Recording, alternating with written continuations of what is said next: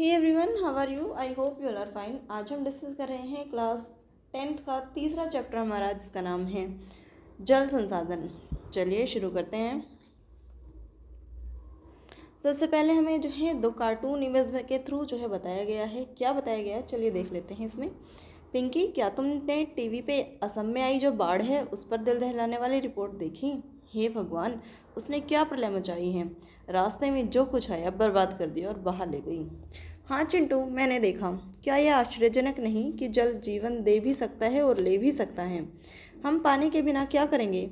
मेरे पिताजी मुझे बता रहे थे, उनके कारखाने में बहुत सी चीज़ों के लिए काफ़ी जल की आवश्यकता होती है। क्या तुम जानते हो, मशीनों को ठंडा करने के लिए भी जल की ही आवश्यकता होती है। कारखाना भी जल विद्युत संयंत्र द्वारा पैदा की गई मशीन से ही चलता है, बिजली से ही चलता है। अब मैं समझ सकती हूँ कि विभिन्न युगों में मानव नदियों और अन्य जल स्रोत जैसे झरने, झीलें, पोखरों और मरु उद्यानों के पास क्यों बसता था। इस पिक्चर में हमें ये बताया गया है कि एक लड़का है जो बता रहा है कि उसके जो असम इलाका है वहाँ पर बाढ़ आई गई है। तो जो लड़की है वो बताने की कोशिश कर रही है कि हाँ, बाढ़ तो आई हुई है, जिसके देखकर आश्चर्यजनक घटना भी लगती हैं कि जल जीवन भी है और अभिशाप भी। जब वो इस तरह की घटनाओं के साथ लेकर आता है, भयंकर जो है बर्बादी करता है, जिसके कारण क्या है। लेकिन इसके साथ ही जल जो है सबसे बड़ा जीवनदायी इसलिए कहा जाता है क्योंकि बहुत सारी बेसिक नीड्स सभी एकदम जो है वो अनिवार्य हैं। इसके बिना जो है वो कल्पना लाइफ की ही नहीं जा सकती। सभी चीज़ें जो है कहीं ना कहीं जल से जो है अवश्य ही प्रभावित होती हैं, चाहे वो विद्युत संयंत्र हो या फिर इसके साथ ही जो बिजली बनाने के लिए कार्य किए जा रहे हों, अथवा कारखानों में जो मशीनें लगाई गई हैं उनको ठंडा करने के लिए भी किसकी, जल की ही आवश्यकता होती हैं। और अब जैसा कि स्टार्टिंग से देखा गया है, जो हमारी एंशियंट सिविलाइजेशन रही हैं, जो हमारी सभ्यताएं रही हैं, वो सभी जो है वो बेसिकली नदियों के किनारे ही बसना जो है पसंद करती थी। वहीं से जो है उनकी सभी आवश्यकताएं पूर्ति हो जाती थी। जैसा कि हमने सिंधु सभ्यता के बारे में देखा था, वहाँ पर क्या है, वो भी क्या है, सिंधु नदी के किनारे ही जो है बसी हुई थी, जिससे लोगों की आवश्यकताएं जो है वो पूर्ति आसानी से हो सकती थी। यानी कि जल जो है वो एक काफ़ी इंपॉर्टेंट फैक्टर है, काफ़ी इंपॉर्टेंट रोल प्ले करता है ह्यूमन की लाइफ में। जैसा कि आप सभी जानते हैं, 3/4 धरातल ये जल जो है वो धरातल हमारा जल से ढका हुआ है, लेकिन इसमें प्रयोग लाने के लिए जो योग्य अलवणीय जल का अनुपात है वो बहुत ही कम है। यह अलवणीय जल हमें सतही अप्रवाह और भूमि जल से जो है वो एक तरीके से प्राप्त होता है, जिनका लगातार नवीकरणीय और पुनः भ्रमण जलीय चक्र द्वारा किया जाता है। सारा जल जलीय चक्र में गतिशील रहता है, जिससे जल नवीकरण सुनिश्चित हो जाता है। आपको आश्चर्य होगा कि जब पृथ्वी का 3/4 भाग जल से घिरा है और जल एक नवीकरणीय योग्य संसाधन है, तब भी विश्व के अनेक देशों और एरिया जो हैं जहाँ पर जल की कमी देखने को मिलती है। ऐसी भविष्यवाणी क्यों की जाती है कि 2025 में 20 करोड़ लोग जल की नितांत कमी जो है वो उसको झेलने वाले हैं। यानी जल जो है वो जीवन लाइफ का बेस है एक तरीके से। और यहाँ पर जो है जल दो पार्ट में डिवाइडेड है, एक तो जो लवणीय जल है और इसके साथ ही अलवणीय जल जो है वो यहाँ पर हमें सतही भूमि और जो भूमि जल है यहाँ से प्राप्त होता है। उसके बाद जो है पुनर्चक्रण के बाद जो है वो इसे दोबारा रीयूज जो है वो किया जा सकता है। लेकिन यहाँ पर किस प्रकार जो है एक घोषणा की गई है कि 2025 तक 20 करोड़ लोग जल की नितांत कमी को झेलेंगे। किस प्रकार, चलिए देख लेते हैं। जल दुर्लभता और जल संरक्षण एवं प्रबंधन की आवश्यकता। जल के विशाल भंडार और इसके नवीकरणीय योग्य गुणों के होते हुए भी यह सोचना भी मुश्किल है कि हमें जल की दुर्लभता का सामना करना पड़ सकता है। लेकिन ये बात तो सच है कि जो भूमि का स्तर जो है वो लगातार जो है वो गिरता जा रहा है और इसके साथ की जल की मात्रा भी जो है वो लगातार इसमें कमी हमें देखने को मिलती है। जैसे ही हम जल की कमी की बात करते हैं तो हमें तत्काल ऐसे एरियाज जो हैं वो क्षेत्र इलाके जो सामने आते हैं जो कि हमारे सूखाग्रस्त हैं, जिसके कारण जो है कृषि काफ़ी हद तक प्रभावित होती है। और इसके बाद सबसे पहले अगर सूखे की बात आती है तो हमारे जहन में सबसे पहले नाम आता है राजस्थान का। हमारे मानस पटल पर तुरंत राजस्थान के मरुस्थल और जल से भरे मटके संतुलित करते हुए जल भरने के लिए एक लंबा रास्ता तय करती हुई पनिहारियों का चित्र जो है वो दिखाई पड़ता है। यह सच है कि वर्षा में वार्षिकी और मौसमी परिवर्तन के कारण जल संसाधनों की उपलब्धता में समय और स्थान के अनुसार विभिन्नता है, परंतु अधिक्य जल की कमी, अतिशोषण, अत्यधिक प्रयोग और समाज के विभिन्न वर्गों में जल के असमान वितरण के कारण होती हैं। यानी कि कहीं ना कहीं हमें राजस्थान में तो ये कमी देखने को मिलती है, लेकिन काफ़ी इलाके ऐसे भी हैं जहाँ पर ऐसी समस्याएं दोबारा से प्रकट हो रही है, और उसके लिए रिस्पॉन्सिबिलिटी क्या जिम्मेदार है, कारक है, उसके लिए सबसे ज़्यादा कारक है कि जल के जो है वेस्ट जो होते हैं उसके साथ ही इसका अति शोषण जो किया जा रहा है। ज़्यादा से ज़्यादा लोग जो है वो इसका यूज़ कर रहे हैं। इसके साथ ही क्या यह संभव है किसी क्षेत्र में प्रचुर मात्रा में जल संसाधन होने के बावजूद वहाँ की जल की दुर्लभता हो? यानी कि कोई ऐसा एरिया जहाँ पर पहले बहुत मात्रा में जो है अत्यधिक मात्रा में क्या था, जल उपलब्ध था, लेकिन बाद में ऐसी स्थिति कंडीशन यहाँ पर उत्पन्न हो जाती है कि जल जो है वो मिलना जो है वो कठिन हो जाता है, दुर्लभ जो है कंडीशन यहाँ पर देखने को मिलती है। हमारे कई शहर इसके उदाहरण हैं। अतः जल दुर्लभता, अत्यधिक और बढ़ती जनसंख्या और उसके परिणाम स्वरूप जल की बढ़ती मांग उसके असमान वितरण का ही परिणाम है। जल अधिक जनसंख्या और घरेलू यूज में ही नहीं बल्कि अनाज उगाने के लिए भी चाहिए। अनाज का उत्पादन बढ़ाने के लिए जल संसाधनों का शोषण करके क्या क्या है, अति शोषण करके सिंचाई क्षेत्र बढ़ाया जा सकता है। शुष्क क्षेत्रों में भी खेती की जा सकती है। सिंचित कृषि में जल का सबसे अधिक उपयोग होता है। शुष्क कृषि तकनीकों और सूखा प्रतिरोधी फसलों के विकास के द्वारा अब कृषि क्षेत्र में क्रांति लाने की आवश्यकता है। यानी कि एक तरीके से बात की जा रही है कि जो हमारे एग्रीकल्चर है वो इस पर काफ़ी ज़्यादा जो है इम्पैक्ट पड़ता है जल का। जल के द्वारा ही जो है वो सिंचाई की जाती है और अत्यधिक सिंचाई कई एरिया में जो है की जाती है, जिसके कारण जो है लगातार जो है उर्वर क्षमता भी भूमि की कम हो जाती है। और इसके साथ ही क्या हमें देखने को मिलता है कि जो शुष्क एरिया है हमारे, वहाँ पर भी जो है खेती आसानी से की जाती है जल की मात्रा को इंक्रीज़ करके। ये पिक्चर्स हमें दिखाई गई हैं जिसके माध्यम से हमें पता चल रहा है कि किस प्रकार जो है वाटर की शॉर्टेज हमें देखने को मिलती है और लंबी लंबी कतारें जो हैं वो यहाँ पर देखने को मिल रही हैं। ये एग्जाम्पल दिया गया है जिसमें एक और इजराइल की 25 सेंटीमीटर औसत वार्षिक वर्षा के द्वारा जल का कोई अभाव जो है वो नहीं है। दूसरी ओर 114 सेंटीमीटर औसत वार्षिक वर्षा वाले हमारे राष्ट्र में प्रतिवर्ष किसी न किसी भाग में सूखा जो है वो अवश्य पड़ता है। देश में जल की उपलब्धता और उसके अनुसार समुचित जल प्रबंधन न होने के कारण वर्षा का जल नदी नालों में बहकर तेजी से समुद्र में चला जाता है, जिससे वर्षा होने के बाद लगभग 9 महीने के लिए पानी की कमी जो है यहाँ पर हो जाती है। यही इसका मूल कारण है जलीय अभाव के, जिसे हम उचित प्रबंधन के द्वारा नियंत्रित कर सकते हैं। यानी कि जो हमारे वाटर है उसको एक तरीके से मैनेजमेंट की आवश्यक है, नितांत आवश्यकता है, जिसके द्वारा जो है वाटर है हमारा, जो जल की शॉर्टेज है उसको सीमित किया जा सके, नियंत्रित किया जा सके। हमने टेलीविज़न विज्ञापन में ज़रूर देखा होगा कि बहुत सारे किसान जो हैं कि खेतों पर अपने निजी कुएं और नलकूप जो है वो लगाते हैं, जिसके कारण वो सिंचाई तो जो है के द्वारा उत्पादन बढ़ा लेते हैं। लेकिन आपने सोचा है इसका परिणाम क्या होता है? इसके कारण क्या है? जो भूमि का जल स्तर है वो नीचे चला जाता है और लोगों के लिए जल की उपलब्धता में जो है कमी आती है और भोजन सुरक्षा खतरे में पड़ जाते हैं। यानी सभी जो किसान हैं मोस्टली जो है ऐसे जो संपन्न किसान हैं वो क्या करते हैं, अपने लिए अलग अलग स्तर पर जो है व्यवस्था करते हैं जल की और अपने लिए जो है नलकूपों और इसके साथ सिंचाई के अनेक संसाधन जो है वो यहाँ पर स्टार्ट करवा लेते हैं, जिसके कारण भूमि का स्तर, जल स्तर जो है वो काफ़ी ज़्यादा नीचे चला जाता है और काफ़ी ज़्यादा कठिनाइयों का सामना जो है वो लगातार करना पड़ता है। स्वतंत्रता के बाद भारत में तेज़ी से औद्योगिकरण हुआ और शहरीकरण हुआ।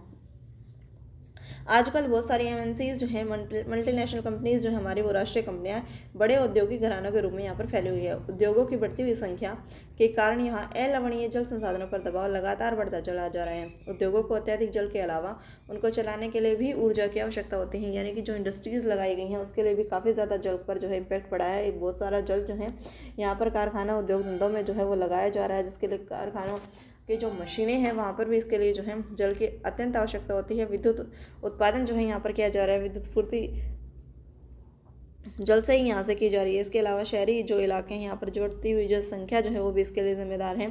शहरी जीवन शैली के कारण जो है न केवल जल और ऊर्जा की आवश्यकता में बढ़ोतरी हुई है, तो इससे समस्याएं जो और भी अधिक गहरी हो गई हैं। यदि आप शहरी आवास समिति और कॉलोनियों पर नज़र डालेंगे तो पाएंगे कि इनके अंदर जल पूर्ति के लिए नलकूप स्थापित किए गए। इसमें कोई आश्चर्य नहीं है कि नलकूप स्थापित नहीं है कि शहरों में जल संसाधनों का अतिशोषण हो रहा है और इनकी कमी होती जा रही है।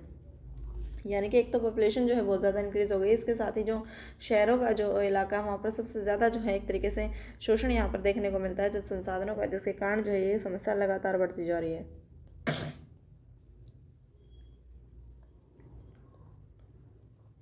क्या आप जानते हैं अटल भूजल योजना अटल जल को 7 राज्यों में जो है एक तरीके से लॉन्च किया गया। इसमें गुजरात, हरियाणा, कर्नाटक, मध्य प्रदेश, महाराष्ट्र, राजस्थान और उत्तर प्रदेश जो है हमारे, उसके 80 जिलों में से 229 प्रशासनिक ब्लॉक को जो है 8,220 जल की कमी वाले ग्राम पंचायतों में कार्यान्वित किया जा रहा है। भारत में चुने हुए राज्यों की जहाँ पर जो जल जो है वहाँ पर जल की कमी आई है, अति दोहित जो क्षेत्र हैं, गंभीर और अर्ध गंभीर क्षेत्रों में इसे डिवाइड करके जो है इसकी संख्या जो है वो लगातार डिसाइड की जा रही है। 37% एरिया जो है डिवाइडेड है। इसके साथ ही अलग अलग पहलुओं की जो है इसमें पहचान की जा रही है। जल संरक्षण और विवेकपूर्ण जल प्रबंधन के बावजूद मौजूदा रवैये के प्रति जनता के व्यवहार में परिवर्तन लाना जो है, यानी कि एक तरीके से जागरूकता की यहाँ पर काफ़ी ज़्यादा आवश्यकता है। अब तक हमने जल दुर्लभता के मात्रात्मक पहलू की बात की। आओ हम ऐसी स्थिति के बारे में विचार करें जहाँ लोगों की आवश्यकता के लिए काफ़ी जल संसाधन है, परंतु फिर भी इन क्षेत्रों में जल की दुर्लभता है। यह दुर्लभता जल की खराब क्वालिटी के कारण हो सकती है। पिछले वर्षों से यह चिंता का विषय है कि लोगों की आवश्यकता के बावजूद, प्रचुर मात्रा में जल संसाधन होने के बावजूद जो है यहाँ पर घरेलू और जो इंडस्ट्रीज जो यहाँ पर लगाई गई हैं, अपशिष्ट जो रसायन कीटनाशकों का प्रयोग किया जा रहा है, उर्वरकों का प्रयोग किया जा रहा है, जिसके कारण जल जो है काफ़ी ज़्यादा प्रदूषित होता जा रहा है और मानव उपयोग के लिए खतरनाक बनता जा रहा है। भारत सरकार ने जल जीवन मिशन के द्वारा घोषणा करके ग्रामीण क्षेत्र में रहने वाले लोग जो हैं उनकी लाइफस्टाइल में जो है गुणवत्ता में सुधार लाने के लिए जो है विशेष कार्यक्रम चलाए हैं, इसको विशेष प्राथमिकता दी है। जल जीवन मिशन के द्वारा प्रत्येक ग्रामीण परिवार को लंबी अवधि के लिए नियमित रूप से प्रति व्यक्ति 55 लीटर के सेवा स्तर पर पीने योग्य पाइप की आपूर्ति जो है वो सुनिश्चित करने के लिए सक्षम बनाना है। यानी गवर्नमेंट जो है अलग अलग स्कीमों के माध्यम से जो है इस प्रकार की सुविधाएं लोगों को उपलब्ध करवाती हैं। अपने सर्वे अनुभव किया होगा कि समय की मांग के अनुसार ही हम स्वयं जल संसाधनों का संरक्षण और प्रबंधन करें। अब टाइम आ गया है कि हमें स्वयं जो है कदम उठाने होंगे। जल संरक्षण के लिए संसाधनों को जो है उचित तरीके से उपयोग करना सीखना होगा, उसका मैनेजमेंट करना सीखना होगा, स्वास्थ्य संबंधी खतरों से ताकि अपने आप को बचाया जा सके, खाद्यान्न की सुरक्षा की जा सके, अपनी आजीविका और उत्पादक क्रियाओं को जो है निरंतरता सुनिश्चित रखी जा सके और हमारे प्राकृतिक परितंत्रों को निम्नीकृत होने से बचाएं। जल संसाधनों के अतिशोषण और कुप्रबंधन से इन संसाधनों का ह्रास हो सकता है और पारिस्थितिकी संकट की समस्या उत्पन्न हो सकती है, जिसका हमारे जीवन पर गंभीर प्रभाव हो सकता है।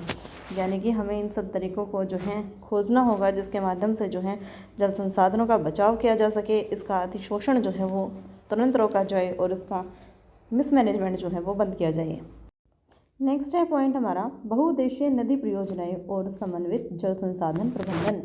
हम जल संरक्षण किस प्रकार करेंगे, किस प्रकार उसका प्रबंधन करेंगे। पुरातत्व, वैज्ञानिक और ऐतिहासिक अभिलेख दस्तावेज बताते हैं कि हमने प्राचीन काल से ही सिंचाई के लिए पत्थर, मलबे से जो है बांध, जलाशय और झीलों के तटबंध, नहरों जैसी उत्कृष्ट जलीय कृतियाँ बनाई हैं। इसमें कोई आश्चर्य नहीं कि हमने यह परिपाटी आधुनिक भारत में भी जारी रखी हैं और अधिकतर नदियों के बेसिनों में हमने बांध का निर्माण किया है, बांध बनाए हैं।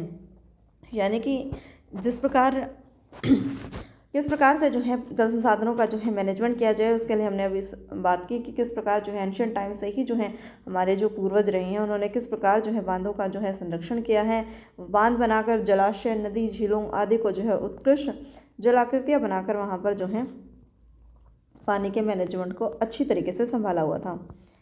नेक्स्ट हेडिंग है हमारी प्राचीन भारत जो था उस समय पर कैसी जलाकृतियाँ देखने को मिलती हैं। यहाँ पर अगर हम बात करें ईसा की पहली शताब्दी की बात है, इलाहाबाद के निकट जो है स्थान है श्रृंगवेरा में गंगा नदी की बाढ़ में जल को जो है संरक्षित करके यहाँ पर एक उत्कृष्ट जल संग्रहण तंत्र बनाया गया था। चंद्रगुप्त मौर्य के समय की बात की जाए तो यहाँ पर भी जो है बांध, झील और सिंचाई तंत्रों का जो है निर्माण काफ़ी संख्या में कराया गया था। इसके साथ ही कलिंग उड़ीसा में जो है, नागार्जुनकोंडा जो कि आंध्र प्रदेश का एरिया है, बेन्नूर कर्नाटक, कोल्हापुर महाराष्ट्र में भी जो है इसी तरह के उत्कृष्ट सिंचाई प्रणाली के संकेत हमें जो है वो देखने को मिलते हैं, सबूत देखने को मिलते हैं। अपने समय की सबसे बड़ी कृत्रिम झील में से एक है जो कि है भोपाल में झील है। 11वीं सदी में जो है इसका निर्माण किया जाता है। 14वीं सेंचुरी में इल्तुतमिश ने जो है दिल्ली में श्री फोर्ट नामक जो एरिया था वहाँ पर जो है जल की सप्लाई के लिए खोज खास यानी एक विशेष प्रकार का तालाब जो है यहाँ पर इसका निर्माण करवाया था। अभी हमने ऊपर देखा कि किस प्रकार जो है बांध और झीलों का जो है निर्माण करवा कर यहाँ पर जल का संग्रहण किया जा रहा था। अब बात आती है कि भाई हमारे सामने की बांध है क्या एक्चुअल में। ये इमेज देखिए जिसके थ्रू हमें पता चलता है कि ये क्या है। इसमें लिखा हुआ है हीराकुंड बांध जो है यहाँ का ये दृश्य है। फर्स्ट क्वेश्चन था हमारा, बांध क्या है और वे हमें जल संरक्षण और प्रबंधन में किस प्रकार सहायता करते हैं, कैसे सहायक हैं।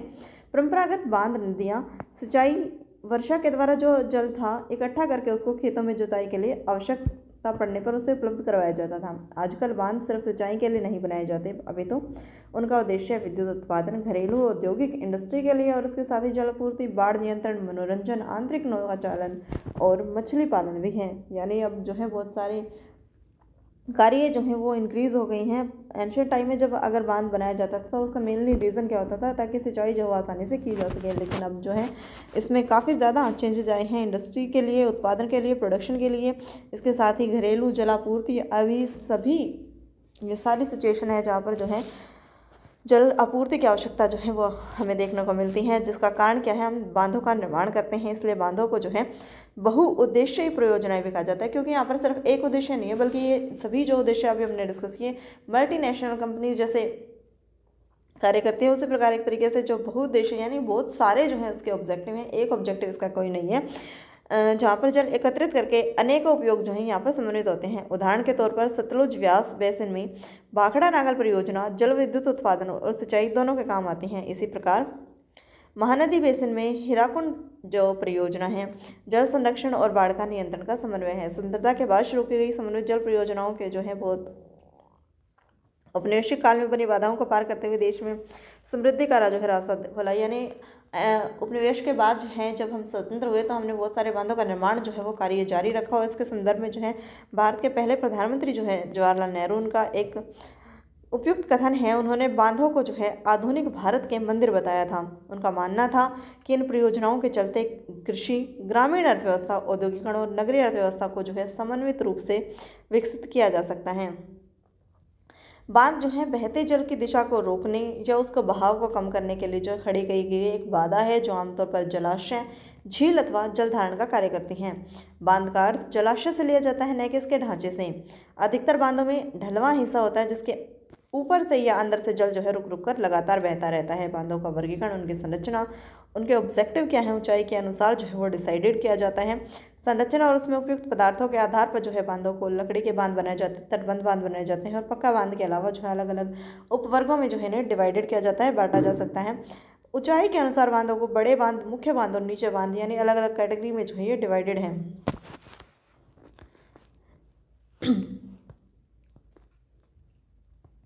नेक्स्ट हेडिंग हमारी, पिछले कुछ वर्षों में बहुउद्देशीय जो परियोजनाएं थी हमारी, बड़े बांध जो हैं ये कई कारणों से जो है परिनिरीक्षण या विरोध के कारण जो है विषय बन गए हैं। यानी एक तरीके से लोगों का विरोध जो है यहाँ पर सरकार को देखना पड़ा है, जिसके कारण जो है कई परियोजनाएं जो है यहाँ पर अटक गई हैं। नदियों पर बांध बनाने और उनका बहाव नियंत्रित करने से जो एक तरीके से जो नेचुरल जो एनवायरनमेंट है, जो प्राकृतिक बहाव है वो अवरुद्ध हो जाता है, जिसके कारण जो है तलछट बहाव कम हो जाता है और अत्यधिक तलछट जलाशय की जो तली है वहाँ पर जमा हो जाता है, जिसके कारण जो है नदी अधिक जो तल जो है वो अधिक चट्टानी हो जाता है। नदीय जो जलीय जीव जो हैं उनका भोजन जो है वो एक तरीके से विलुप्त हो जाता है।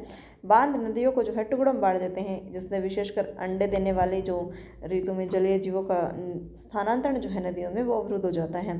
बाढ़ के दौरान बनाए गए मैदान में जलाशय जो है वहाँ मौजूद वनस्पति मिट्टियाँ जल में जो है वो डूब जाती हैं और इसके कारण जो है कालांतर में अपघटित हो जाते हैं। यानी एक तरीके से जो है बांध बनाने से जो हमारे नेचर पर जो है वो एक बुरा इम्पैक्ट हम कह सकते हैं, क्योंकि यहाँ पर जो जीव जंतु रह रहे हैं उनके लिए जो है काफ़ी कठिनाइयों भरा जो है ये सामना उन्हें करना पड़ता है, जिसके कारण जो है ये चाहे छोटे छोटे जीव हों या वनस्पति हों, ये सभी जो है वो इसके कारण प्रभावित होती हैं। सिंचाई ने कई क्षेत्रों में फसल प्रारूप परिवर्तित कर दिया है, जहाँ किसान जल गहन वाणिज्य फसलों की ओर आकर्षित हो रहे हैं। इससे मृदाओं के लवणीकरण और गंभीर पारिस्थितिक परिणाम हो सकते हैं। यानी किसान जो है वो ऐसी फसलें उगाना चाहते हैं जिसके कारण जो उन्हें काफ़ी ज़्यादा मुनाफा जो है वो इसके वाणिज्य फसलों की तरफ जो है वो आकर्षित हो रहे हैं।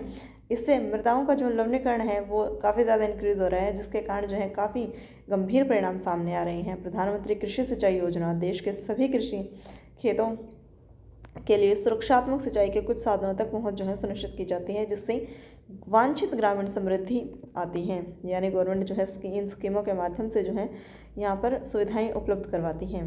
प्रधानमंत्री कृषि सिंचाई योजना क्या है?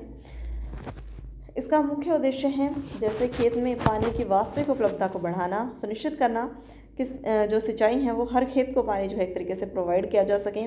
बुवाई योग्य जो एरिया है उसका विस्तृत करना, उसको अपव्यय जो है उसको कम करना और अवधि जो है उसको इंक्रीज़ करना, उपलब्धता को बढ़ाना, खेतों में जो है पानी की दक्षता में सुधार करना, यानी कि एक तरीके से सिंचाई के जो जितने भी ऑब्जेक्टिव हैं, मोटिव हैं, उनको जो है कंप्लीट करने के लिए जो है ये स्टार्ट की गई हैं। नदी परियोजनाओं पर उठी अधिकतर आपत्तियाँ और उनके उद्देश्यों में जो है विफल हो जाने पर है। ये एक विडंबना है जो जल बांध नियंत्रण के लिए बनाए जाते हैं, उनके जलाशयों में तलछट जमा होने के कारण वे बाढ़ का कारण भी बन जाते हैं। यानी कि ऐसे मिसमैनेजमेंट के कारण कई ऐसे इंसिडेंट देखने को मिलते हैं जिसके कारण जो बांध बनाए जाते हैं वो एक तरीके से नुकसान का कार्य कर देते हैं, क्योंकि यहाँ पर जो है बाढ़ के कारण ये बांध जो है वो बन जाते हैं। अत्यधिक वर्षा होने के कारण बड़े बांध जो हैं कई बार बाढ़ का जो है कारण बनते हैं। इन बाढ़ों से न केवल जान माल का नुकसान होता है अपितु बड़े लेवल पर मृदा अपरदन भी होता है। बांध के जलाशय पर जो तलछट जमा हुई थी, इसका अर्थ है कि यह तलछट जो प्राकृतिक उर्वरता थी, जो बाढ़ के मैदान थे, यहाँ पर नहीं पहुँचती, जिसके कारण भूमि निम्नीकरण की समस्याएं लगातार बढ़ती रहती हैं। यह भी माना जाता है कि बहुउद्देशीय योजनाओं के कारण भूकंप आने की संभावना जो है वो बढ़ जाती हैं। अत्यधिक जल के उपयोग से जल जनित बीमारियाँ, फसलों में कीटाणु जनित बीमारियाँ, प्रदूषण फैलते हैं। यानी एक तरीके से जो है भूमि का स्तर जो है लगातार गिरता चला जाता है और इसके कारण जो ये भूकंप आने की संभावना भी जो है बढ़ जाती है और काफ़ी ज़्यादा समस्याएं जो है देखने को मिलती हैं। वर्षा जल संग्रहण, बहुत से लोगों का मानना है कि बहुउद्देशीय जो परियोजनाएं हैं इसके अलाभप्रद असर और इन पर उठ रहे विवादों के चलते वर्षा जल संग्रहण तंत्र इसके सामाजिक, आर्थिक और पारिस्थितिक तौर पर व्यावहारिक विकल्प हो सकते हैं। यानी कि जल संसाधन जो हमारे चैप्टर का नाम था उसमें हमने देखा कि किस प्रकार जो है जल में कमी आ रही है, भूमि का लेवल गिरता जा रहा है और इस प्रकार जो है किस प्रकार से उसे बचाया जा सके। तो उसके लिए हमने सबसे पहला पॉइंट देखा कि किस प्रकार जो है एंशिएंट टाइम से ही बांध बनाए जाते थे, जल का संग्रहण किया जाता था। फर्स्ट हमने पॉइंट वो डिस्कस कर लिया। सेकेंड है हमारा उसका विकल्प के रूप में देखा जाता है, सामाजिक और आर्थिक विकल्प के रूप में क्या वर्षा जल संग्रहण, यानी वर्षा का जो जल है उसको जो है एक तरीके से संग्रहित किया जाए। प्राचीन भारत में उत्कृष्ट जलीय निर्माण के साथ साथ जल संग्रहण के ढांचे भी पाए जाते थे। लोगों को वर्षा पद्धति और मृदा के गुणों के बारे में गहरा ज्ञान था। उन्होंने स्थानीय पारिस्थितिकी परिस्थितियों और उनके जल की आवश्यकता अनुसार जो है भूमजल, नदी जल और बाढ़ के संग्रहण जल के तरीके जो है एक तरीके से ईजाद कर लिए थे, विकसित कर लिए थे। जल संग्रहण के लिए पहाड़ी और पर्वतीय क्षेत्र में लोगों ने गुल अथवा कुल, जिसे पश्चिमी हिमालय जैसी वाहिकाएं जो है वो बनाई गई। नदी के धारा का रास्ता बदलकर खेतों में सिंचाई के लिए बनाई जाती हैं। पश्चिमी भारत विशेषकर राजस्थान में पीने का जल एकत्रित करने के लिए छत वर्षा जल संग्रहण जो है यहाँ पर तरीका इस्तेमाल किया जाता था। पश्चिम बंगाल में अगर हम बात करें तो बाढ़ के मैदान में लोग अपने खेतों में सिंचाई के लिए बाढ़ जल वाहिकाएं बनाते थे। शुष्क और अर्धशुष्क जो एरिया है, अर्धशुष्क जो क्षेत्र है, वहाँ पर खेतों में वर्षा जल एकत्रित करने के लिए गड्ढे बनाए जाते थे ताकि मृदा को सिंचित किया जा सके और संरक्षित जल को खेती में उपयोग में लाया जा सके। राजस्थान के जैसलमेर में खादीन और अन्य जो इलाके हैं वहाँ पर जोहड़ इसके एग्जाम्पल हैं।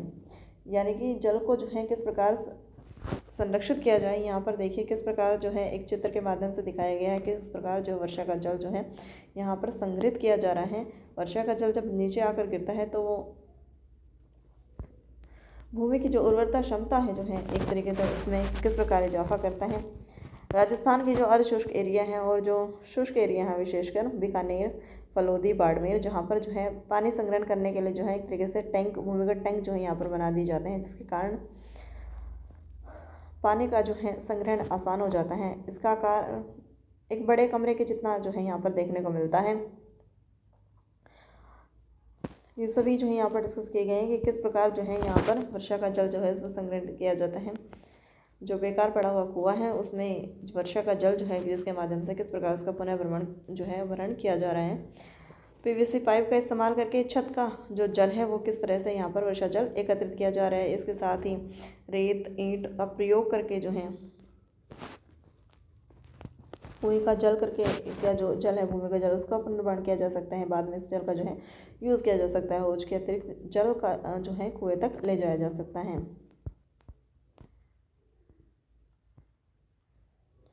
जो हमें ये पिक्चर दिखाई गई है, इसमें बताया गया है कि वर्षा जल के लिए संग्रहण करने की पारंपरिक विधि कौन सी थी, किस प्रकार जो है जल को संग्रहित करके रखा जाता था। भूमिगत टाका तक पहुंचता था, जिसे एकत्रित